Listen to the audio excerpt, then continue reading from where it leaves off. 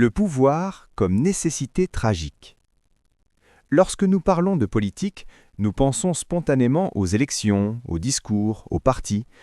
Pourtant, la politique est bien plus ancienne que ces formes modernes. Elle naît d'une angoisse fondamentale, la peur du chaos. Avant l'État, avant les institutions, il y a l'incertitude, l'homme livré à lui-même, confronté à l'autre sans règle commune. C'est cette situation que décrit Thomas Hobbes dans le Léviathan, un monde où chacun peut devenir une menace pour chacun. Dans cet état de nature, la vie est, selon lui, solitaire, pauvre, brutale et courte. Le pouvoir apparaît alors comme une solution tragique. Nous acceptons d'obéir pour survivre. Nous renonçons à une part de liberté pour obtenir la sécurité.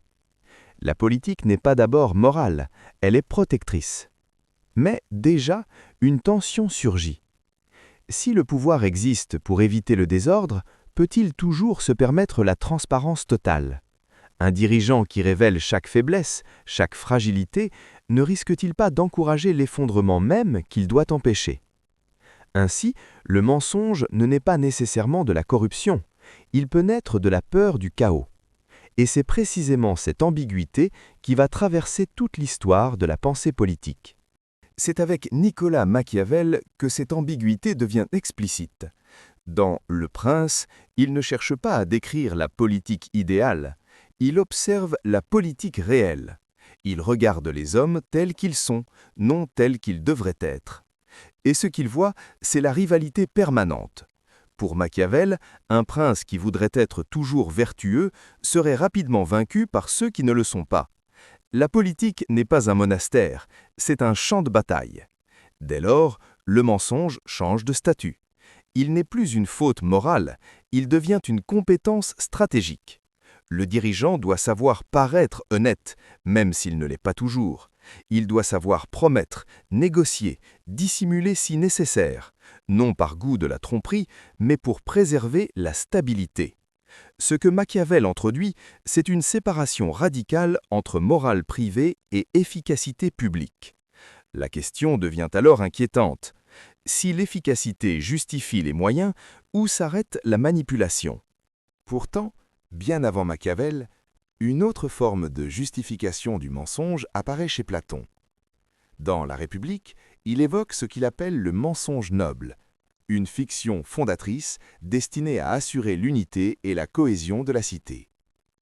Pourquoi recourir au mythe ? Parce que la vérité brute peut fragmenter la société. Parce que les hommes ne vivent pas seulement de faits, mais aussi de récits. Platon pense qu'un récit commun peut stabiliser la cité, donner à chacun une place, une fonction, une identité. Mais ici surgit un danger subtil. Qui décide qu'un mensonge est noble ? Qui possède le droit de manipuler pour le bien collectif ? Le mensonge noble suppose une hiérarchie du savoir. Certains savent, d'autres doivent croire. Nous voyons alors apparaître un paradoxe. Le pouvoir prétend protéger le peuple en limitant son accès à la vérité. Au XXe siècle, le mensonge politique change d'échelle. Il devient technologique, industriel, massif. Hannah Arendt analyse comment les régimes totalitaires ne se contentent pas de dissimuler la vérité, ils fabriquent une réalité alternative. La propagande ne corrige pas le réel, elle le remplace. La répétition transforme l'absurde en évidence. L'image devient plus forte que l'expérience, l'émotion l'emporte sur la réflexion. Dans ce contexte, le mensonge ne se limite plus à une stratégie ponctuelle, il devient une atmosphère. Le citoyen ne sait plus ce qui est vrai, non pas parce qu'on lui cache des informations, mais parce que la frontière entre vérité et fiction est brouillée. Le pouvoir moderne ne cherche pas seulement l'obéissance, il cherche l'adhésion. Et l'adhésion se construit souvent par le récit. Avec Friedrich Nietzsche, la réflexion se radicalise. Et si la vérité elle-même n'était qu'une construction humaine ? Nietzsche affirme que les vérités sont des métaphores que nous avons oubliées comme telles. Autrement dit, ce que nous appelons vérité est déjà le résultat d'une interprétation dominante. La politique devient alors une lutte pour imposer une interprétation du monde. Dans cette perspective, le mensonge n'est plus seulement une falsification, il est une version concurrente du réel. Le pouvoir appartient à celui qui parvient à faire accepter sa vision comme évidence. La question n'est plus seulement morale, elle devient ontologique.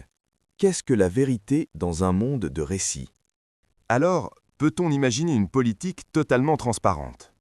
Probablement pas. Le pouvoir implique toujours une part de stratégie, de calcul, parfois de dissimulation. Mais ce constat ne doit pas conduire au cynisme, car il existe une différence essentielle entre le mensonge ponctuel et la manipulation systémique. La démocratie ne supprime pas le mensonge, elle le rend contestable. Elle crée un espace où le pouvoir peut être interrogé, critiqué, remis en question. Le véritable contre-pouvoir n'est pas l'innocence morale, c'est la vigilance. Le mensonge politique devient dangereux lorsque les citoyens cessent de penser. Ainsi, la responsabilité ne repose pas uniquement sur les gouvernants, mais aussi sur ceux qui acceptent ou refusent d'examiner ce qu'on leur dit. Peut-être que la liberté politique ne consiste pas à vivre sans mensonge, mais à ne jamais renoncer à la recherche de la vérité. Et dans cette recherche commence véritablement la philosophie. Merci d'avoir écouté et regardé cette vidéo. À très bientôt pour de nouvelles explorations philosophiques. N'oubliez pas de liker et de partager cette vidéo et de laisser un commentaire. Merci.